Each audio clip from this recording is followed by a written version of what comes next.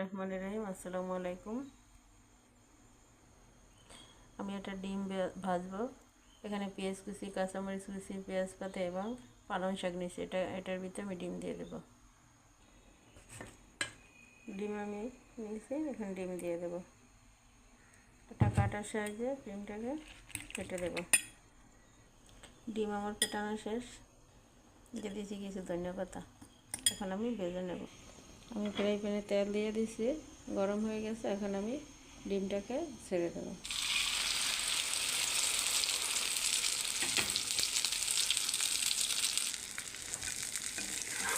ডিমটাকে উল্টে দেবো।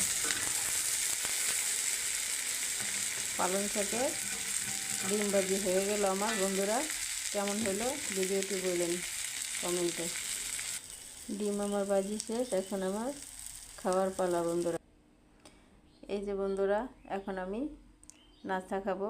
এখানে আমি চাপটি বানিয়েছি, দেখেন, শুধু আটা দিয়ে। এখানে আটা, পেঁয়াজ কালি, ধনে পাতা আর হলো কিছু পালং শাক।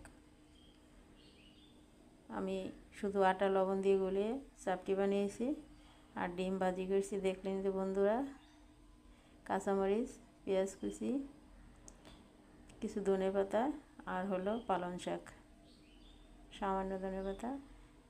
এখন আমি পরিবেশন করব ভাই, খেয়ে নেব চাপটি দিয়ে ডিম ভাজা।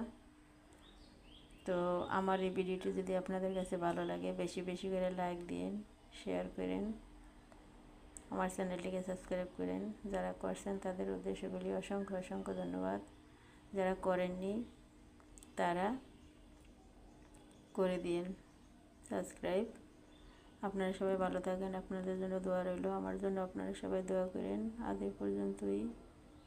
আল্লাহ হাফেজ।